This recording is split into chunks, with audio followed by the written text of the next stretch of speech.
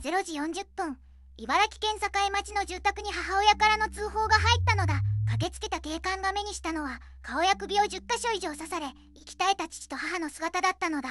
13歳の長男は腕を切られ血まみれで倒れており、11歳の次女は催涙スプレーをかけられていたのだ。5人家族が一夜にして壊滅した凄惨な現場だったのだ。家族全員が狙われたの？一体誰が何のためにこんなことを？室内に金品を物色した形跡は全くなかったのだ。強盗でもなく怨恨なのかも不明のまま事件は迷宮入りしかけたのだ。そして恐るべきことに犯人は過去に子供を刃物で刺した前歴があり、医療少年院を出所してからわずか1年足らずでこの惨劇を起こしていたのだ。再犯だったの？なぜ社会はその男を野放しにしてしまったのかしら。この男、王は事件が起きる8年前、2011年に埼玉県三郷市の路上で中学3年生の女子生徒を包丁で刺し重傷を負わせているのだ。8年も前に同じような犯行を？それだけじゃないの？さらに同じ2011年、千葉県松戸市でも小学2年生の女児を複数回刺しているのだ。立て続けに子供を狙った凶行を繰り返していたのだ。2度も子供を刃物で傷つけておいて、なぜ社会に戻ってこられたのかしら。当時王は少年だったため、通常の刑事裁判ではなく少年審判にかけられたのだ。少年法の下では20歳未満の者は成人と異なる手続きで処遇が決定されるのだ。2013年3月、埼玉家裁は23歳になるまでの相当長期間、医療少年院への収容を決定したのだ。医療少年院ということは精神的な問題も抱えていたということよね。そうなのだ。医療少年院は精神疾患や発達上の問題を持つ少年を収容治療する施設なのだ。王はそこで数年間にわたる処遇を受けることになったのだ。でも結局また人を傷つけてしまったのよね。治療は機能しなかったということかしら。2018年、王は医療少年院を満期で出所したのだ。出所後はグループホームに入所し、支援を受けながら生活していたと報じられているのだ。グループホームで支援を受けていたなら誰かが異変に気づけたはずじゃないの？ところが出所からわずか1年も経たないうちに王はグループホームを辞めて一人実家へ戻ってしまったのだ。支援の網から外れたその瞬間から誰も彼の内側を見る者がいなくなったのだ。支援が途切れた瞬間に歯止めもなくなってしまったのね。近隣の住民によると、実家に戻った王はほとんど外出せず家に引きこもるような生活を送っていたと伝えられているのだ。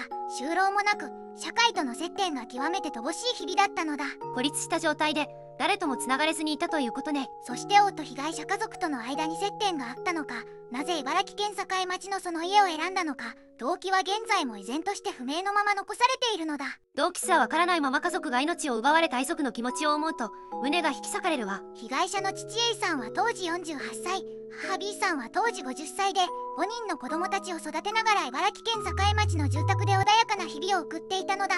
近隣住民によると、B さんはいつも笑顔で近所の人に挨拶をする明るく面倒見のいい母親だったと語られているのだ。普通の温かい家族だったのね。13歳の長男 D さんは地元の中学校に通う活発な少年で、11歳の次女 E さんとよく一緒に遊んでいたと伝えられているのだ。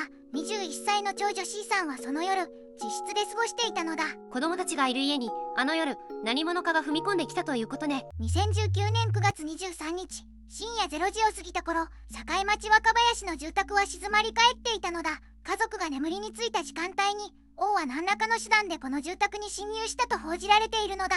この後事態は急転するのだ。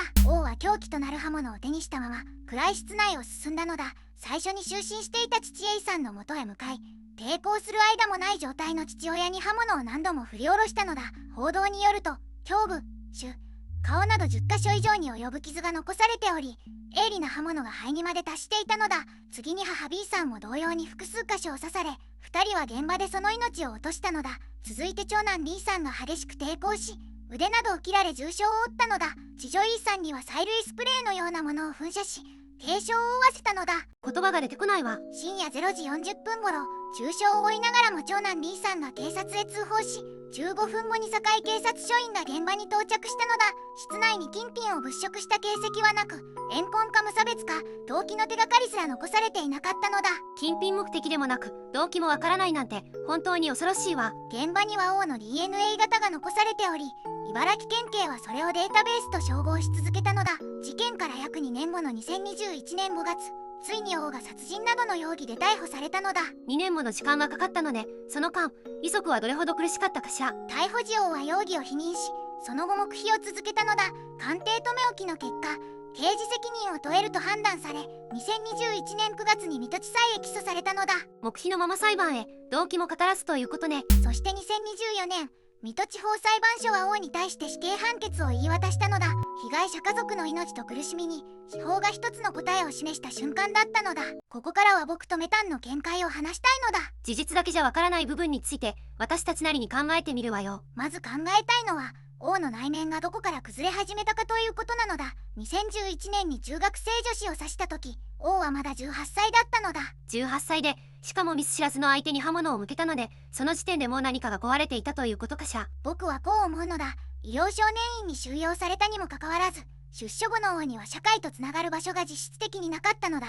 グループホームを経て実家へ戻るという経緯がその孤立を物語っていると思うのだ。でもだからといって見知らぬ家族を襲う理由にはならないわ。むしろなぜ逃げるという選択肢が見えなかったのかという方が気になるのよ。メタンの言う通りで、そこが確信だと思うのだ。追い詰められた人間は往々にして逃げることや助けを求めることが選択肢として見えなくなるのだ。王の場合、医療少年院を出た後も孤立した生活が続いていたという点がその閉塞感をさらに深めたと思うのだ。社会に戻る道筋が整っていなかったということね。でも被害者家族は王とは何の関係もなかったわ。その怒りや苦しみがなぜあの家族に向かったのか、それが一番わからないのよね。動機は王が黙秘を続けたため裁判でも解明されていないのだ。ただ僕が思うのは、蓄積した孤立と屈辱感が爆発する先として無関係な他者が選ばれた可能性があるということなのだ。それはつまり誰でもよかったということに近いわよね。タイプ4の家族間犯罪とは少し様相が違うわ。その点は重要だと思うのだ。被害者家族との接点が一切不明である以上、